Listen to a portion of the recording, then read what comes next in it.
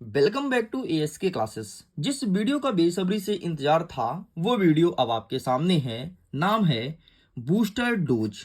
Class 11th का geography का लेकर के आया हूं। एक एक क्वेश्चन को बहुत अच्छे से कवर करेंगे, समझने का प्रयास करेंगे किस प्रकार से क्वेश्चन हमारे एग्जाम में आएगा। इतना ही नहीं, आप इसके पीडीएफ को भी डाउनलोड कर पाएंगे। पीडीएफ को डाउनलोड करने के लिए सिंपल सा लिंक आपको मिलेगा वीडियो के डिस्क्रिप्शन बॉक्स में। जाइए चेक कीजिए कि पीडीएफ को कैसे डाउनलोड करना है और सबसे पहले जा करके अपने इसी बूस्टर डोज के पीडीएफ को डाउनलोड कीजिए। देखो, अगर आप मुझे पहली बार देख रहे हो, मुझे नहीं जानते हो, मैं बता देता हूं, मेरा नाम एएसके है। और जब से बूस्टर डोज आपके एग्जाम के पहले आना स्टार्ट हुआ है, हर एक एग्जाम में तबाही मचाया है। एंड अब बारी है जियोग्राफी की, इसमें भी तबाही मचाएगा। और ये बूस्टर डोज का कोई नया रिकॉर्ड नहीं है। अगर पिछले 2 साल की रिकॉर्ड उठा के देखोगे, हर एक एग्जाम में फोड़ा है बूस्टर डोज, हर एक एग्जाम में फोड़ा है। और बच्चों का कमेंट लिटरली बूस्टर डोज के लिए बहुत ही प्यारा होता है। चल भाई, फटाफट हम वीडियो को करते हैं शुरू।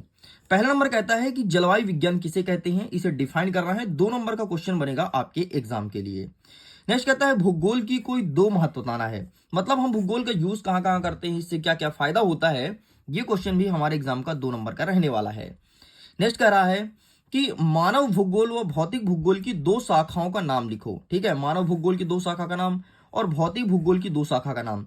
या फिर आपके एग्जाम में ऐसा भी पूछ सकता है, मानव भूगोल की 2 शाखा का नाम लिखो, है ना। ऐसा भी क्वेश्चन बन सकता है, तो इसके लिए भी प्रिपेयर रहिएगा। या फिर भौतिक भूगोल की 2 शाखा का नाम लिखो, इसके लिए भी तैयार रहिएगा। ये क्वेश्चन भी 2 नंबर का हमारे एग्जाम में देखने को मिलेगा। आगे बढ़ते हैं। नेक्स्ट कहता है चौथा नंबर की बिग बैंग सिद्धांत का विस्तृत वर्णन कीजिए। ठीक है, क्या होता है बिग बैंग सिद्धांत, किसने बनाया, क्यों बनाया, बनाने का उद्देश्य क्या है, इसके बारे में डिफाइन करना है। ये क्वेश्चन हमारा 3 या फिर 4 नंबर का रहने वाला है आज के प्रश्न पत्र में।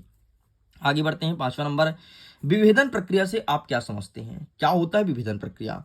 6वां नंबर कहता है कि सौर मंडल में स्थित क्षुद्र ग्रहों, है ना, कई सारे क्षुद्र ग्रह हैं, धूमकेतु और उल्का पिंड का वर्णन कीजिए। अब क्षुद्र ग्रह कहां पाए जाते हैं, देखो क्या होता है।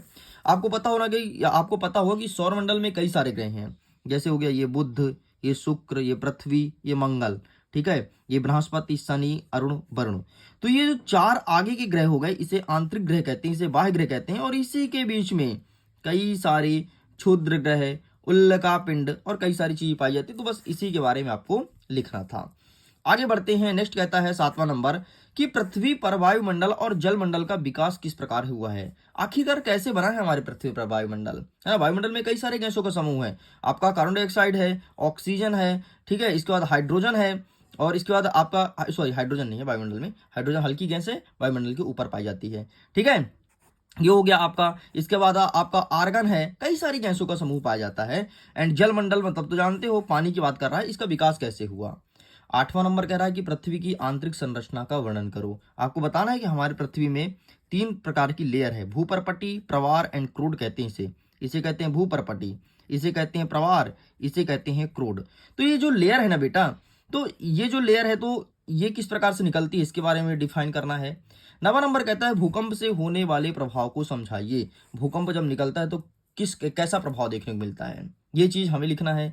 हमारा 10वां नंबर कहता है भूकंप के केंद्र व उपकेंद्र में क्या अंतर है। क्या होता है भूकंप का केंद्र और क्या होता है उपकेंद्र। तो देखो क्या होता है, जहां से भूकंप निकलना स्टार्ट होता है, सबसे पहले पहुंचता है उसे कहते हैं केंद्र। और फिर जो अगल बगल का चीज है, ठीक है, जहां झटका महसूस होता है उसे कहते हैं उपकेंद्र। नेक्स्ट कहता है पी तथा एस तरंग में अंतर बताओ। ठीक है, तरंग का प्रकार है पी और एस, और एक होता है एल तरंगे, ये सब भूकंप से निकलती हैं, तो इसके बारे में पूछा गया है। नेक्स्ट कहता है भूकंप के प्रकार का वर्णन करो। आखिरकार कितने प्रकार से भूकंप आते हैं हमारे पृथ्वी पर, इसके बारे में डिफाइन करना है। 13वां नंबर कहता है कि सील्ड ज्वालामुखी तथा मिश्रित ज्वालामुखी में 4 अंतर बताइए। क्या होता है सील्ड ज्वालामुखी, क्या होता है मिश्रित ज्वालामुखी, इसके बारे में हमें डिफाइन करना है। 14 नंबर कहता है विनेगर महाद्वीप सिद्धांत व प्लेट विवर्तन की सिद्धांत को समझाना है। विनेगर ने महाद्वीप सिद्धांत दिया था, तुमको पता होगा, और प्लेट विवर्तनी सिद्धांत, है ना, विनेगर ने बताया था कि इस प्रकार से महाद्वीप अलग अलग टूटे हैं, विखंडन हुआ है, और हमारे जो पृथ्वी पर महाद्वीप हैं, 7 महाद्वीप और महासागर, इनका कैसे निर्माण हुआ है। ये विनेगर और प्लेट विवर्तनिक दोनों ने बताया था, तो इसके बारे में मेंशन करना है। अच्छा, पैंथालासा और पेंजियन क्या होता है भाई? विनेगर ने बताया था अपने सिद्धांत में। उसने बताया था कि जो बहुत बड़ा समुद्र है उसे पैंथालासा कहते हैं, और एक चट्टाने हैं जिसे पेंजियन कहते हैं। और पेंजियन दो भागों में टूटा, तो ऊपर वाला बना अंगारा लैंड, नीचे वाला बना गोंडवाना लैंड। अंगारा लैंड फिर टूटा, ये 3 भागों में बटा, एक उत्तर अमेरिका, दूसरा बना आपका यूरोप महाद्वीप, और तीसरा आपका एशिया बना। ये 4 भागों में टूटा, तो दक्षिण अमेरिका बना, ये अफ्रीका बना, ये आपका अंटार्कटिका बना, एंड ये ऑस्ट्रेलिया बना। ठीक, तो इसके बारे में बात कर रहा है। नेक्स्ट कहता है 16 नंबर कि प्लेट प्रवाह की दर को कैसे निर्धारित करते हैं, मतलब प्लेट किस प्रकार से गति करती है। नेक्स्ट कहता है अंतर्जात और बहिर्जात बल क्या होता है ना, जो पृथ्वी के अंदर निकलता है उसे कहते हैं अंतर्जात बल, और जो बाहर आता है उसे कहते हैं बहिर्जात बल। इसमें डिफाइन करना है, एक बार बस देख लेना, डेफिनेटली तुम बहुत अच्छा करने वाले हो आज। नेक्स्ट कहता है कि अक्षय किसे कहते हैं, अक्षय के प्रकार का वर्णन करूं। मृदा के निर्माण के कारकों का वर्णन करना है कि मृदा किस प्रकार से बनता है। ठीक है, बेसाल चट्टान के टूटने फूटने से मृदा का निर्माण होता है, हो सकता है पढ़े होगे। ठीक है, एंड 20वां नंबर कहता है कि अक्षय पृथ्वी पर जैव विविधता के लिए उत्तरदायी है, इसे स्पष्ट करना है। तो ये सब हमारे एग्जाम में देखने को मिलेगा। आगे बढ़ते हैं, 21 नंबर कहता है कि नदी द्वारा बनने वाली स्थलाकृतियां कौन कौन सी हैं। ठीक है, नदी कौन कौन सी स्थलाकृति बनाती है, तो तुम देखोगे कि नदी विसर्प का निर्माण करती है, गोखुर झील का निर्माण करती है। ठीक है, बड़े बड़े सॉरी बड़े बड़े गार्ज और कैनियन का निर्माण करती है। ठीक है, देखो कैनियन क्या है, ले भाई पूछ लिया। ठीक है, पवन द्वारा बनने वाली स्थलाकृतियां कौन कौन सी है ना, बड़े बड़े टीले को उड़ा के ले जाती है पवन, और बड़े बड़े टीले का निर्माण करती है, साथ में कुछ इस प्रकार से और भी स्ट्रक्चर बनती है। ठीक, तो इसके बारे में डिस्कस करना है। नेक्स्ट कहता है कि लैम्पीज किसे कहते हैं भाई, ये घास का मैदान है, कहाँ का है, अब इसके बारे में आप सर्च कीजिए। नेक्स्ट कहता है बरवाना किसे कहते हैं, और यू आकार की घाटी का निर्माण कैसे हुआ। कुछ स्कूल में पूछेगा बरवाना, कुछ स्कूल में पूछेगा यू आकार की घाटी कैसे बनती है।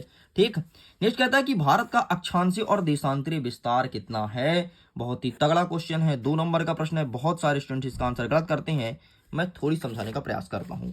ये ब्लैंक पेज है, ये रहा हमारा प्यारा हिंदुस्तान। ठीक, मैं हिंदुस्तान का मैप बनाता हूं भाई, हंसना मत गलती हो जाए तो। ठीक है, बाकी ये है मेरा प्यारा हिंदुस्तान।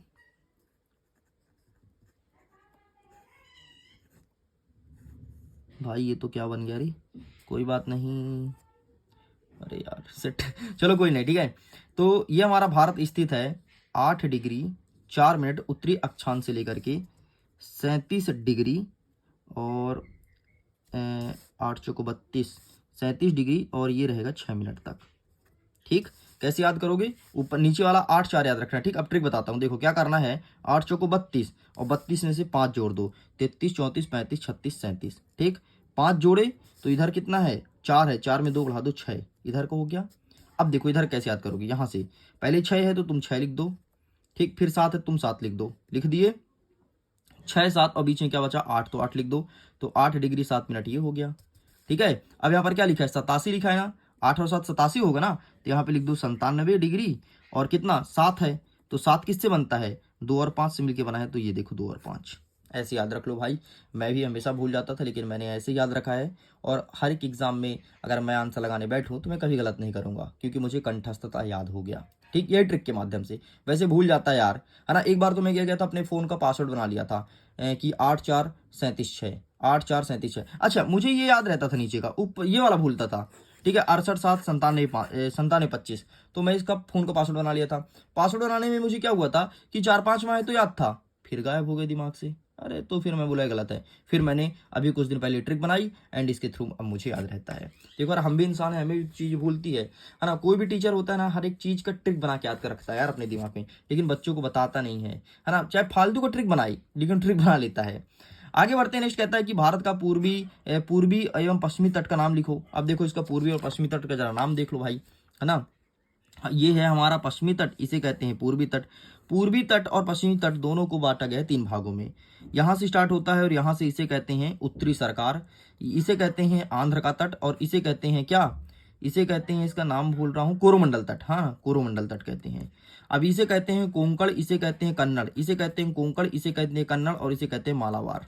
ठीक है, मालाबार तट, ये केरला वाला मालाबार तट है। तो इस प्रकार से नाम लिखना था। चलो आगे बढ़ते हैं कि भारत को उपमहाद्वीप क्यों कहा जाता है, आखिरकार क्यों कहते हैं। तो सिंपल सा यार, तीनों ओर पानी है, तो जिधर तीनों ओर पानी होता है उसे उपमहाद्वीप ही तो कहते हैं ना। और महाद्वीप किसे कहते हैं, जिसके चारों तरफ पानी हो। नेक्स्ट कहता है क्या भारत को एक से अधिक मानक समय रेखा की आवश्यकता है? यदि हाँ तो आप ऐसा क्यों सोचते हैं? हाँ अगर होता तो ठीक रहता, है ना। एक स्टैंडर्ड टाइम यहाँ से निकला है मिर्जापुर से, है ना, मिर्जापुर या फिर नैनी कह सकते हो। तो ये कितने में निकला है? ये निकला है 82 डिग्री और 82 डिग्री और 1/4 भाग से निकला है। 82 डिग्री 25 मिनट, हाँ 1/4 से निकला है, ठीक है, यहाँ से निकला है। तो अगर एक और होता तो यहाँ से काम चल जाता, बाकी नहीं है तो कोई दिक्कत नहीं यार, हमारा काम चल रहा है, टाइम जोन ठीक ठाक चल रहा है। बाकी एक बार इसका आंसर देख लीजिएगा। बांगर से क्या आशय है? अब बांगर क्या होता है जरा ये भी सुन लो। ये हमारा पहाड़ हो गया, और पहाड़ जो पानी निकलती है नदी में ना, और पानी निकलती है तो इधर चट्टाने होती है, पत्थर, उसके नीचे जो नदी घुस जाती है उसे बांगर कहते हैं। यहाँ हम खेती वगैरह नहीं कर सकते हैं। पूर्वी घाट एवं पश्चिमी घाट की दो विशेषताएं बतानी है। तो भाई साहब पूर्वी घाट की सबसे बड़ी विशेषता है कि यहाँ पर बारिश सर्वाधिक होती है, और यहाँ का जो भाग है वो हमेशा हरा भरा रहता है, ये बहुत बड़ी विशेषता है। और पश्चिमी घाट की, सॉरी यार, पूर्वी घाट ये है पूर्वी घाट, तो इसकी क्या विशेषताएं हैं फिर से सुनना यार, मैंने पश्चिमी घाट की विशेषता बता दी, ठीक है, लेकिन नाम बोल रहा था पूर्वी घाट, समझ गए। अब पश्चिमी घाट में क्या होता है, हे भगवान, पूर्वी घाट में क्या होता है कि जितनी नदियां है ना, तो नदियां आती है तो ये ये बहुत कटा फीटा का घाट है, ठीक है, और यहाँ पर हरियाली बहुत कम है। नदियां गिरती है यार, मिट्टी कटा के ले जाती है, भाग ले जाती है, तो इधर हरियाली कम है, इधर ज़्यादा है, ठीक है। और बड़ी बड़ी चोटियाँ आपको इधर ही देखने को मिलेगा, इधर भी एक दो चोटी, लेकिन इधर ज़्यादातर है। अन्नाई मुडी यहाँ पर है, अन्नाई मुडी, है ना, अन्नामलाई जिसे कहते हो। नेक्स्ट कहता है कि उत्तर भारत के मैदान का वर्णन करो। अब उत्तर भारत के मैदान जानते हो कि जैसे ही हिमालय की जो नदियां निकल के यहाँ आती है, अच्छी खासी खेती होती है, बस उत्तर भारत के मैदान के बारे में लिखना है। हिमालय का महत्व बताओ, मैंने बता दिया, नदियां को भाई रोक के रखता है, जलवायु को परिवर्तन करता है, और साथ ही हमारे भारत देश में बारिश कराने में बड़ा सहायता है, ठीक है। मानचित्र में दिखाना है पर्वत और खाड़ी झील। अच्छा पर्वत पूछ सकता है, ठीक है, जैसे पूछ लेगा हिमालय कहाँ है, अरावली कहाँ है, विंध्याचल कहाँ है, सतपुड़ा कहाँ है। और खाड़ी और झील से भी क्वेश्चन देखने को मिलेगा। एवं तराई और भावर में क्या अंतर है? अब मैंने देखो तराई किसे कहती है, ये पहले भावर हो गया, ठीक है, और भावर के बाद आता है तराई। तराई में खेती होती है, भावर में कभी खेती नहीं होती, ध्यान रखना, क्योंकि नदी क्या होता है पत्थर के नीचे घुस जाता है और तराई क्षेत्र में निकलता है, ठीक। तो इस प्रकार से तुम्हें लिखना है। तो लो भाई पूरा कंप्लीट होता है। वैसे मैं तुम्हें बता दूं, जियोग्राफी मेरा फेवरेट सब्जेक्ट है, और जियोग्राफी अगर मैं तुम्हारे पढ़ाने बैठ जाऊँ ना, तो लिटरली इतने अच्छे से समझा दूंगा कि तुम्हें सब कुछ समझ आ जाएगा, लेकिन बस यही समय का अभाव रहता है। लेकिन टेंशन मत लो, वार्षिक परीक्षा में जैसे हमारा टाइम टेबल आता है और टाइम अच्छा खासा मिलेगा, तो मैं तुम्हें बहुत अच्छे से एक्सप्लेन करके बताऊंगा, और जियोग्राफी को तो फोड़ दोगे। चलो तो फिर मैं करता हूँ वीडियो को। Thanks for watching. खुश रहिए, पढ़ते रहिए, मुस्कुराते रहिए, जिंदगी में हमेशा चिल कीजिए, कभी कोई टेंशन मत लीजिए, और बढ़िया आराम से टॉप करते रहिए। Bye bye.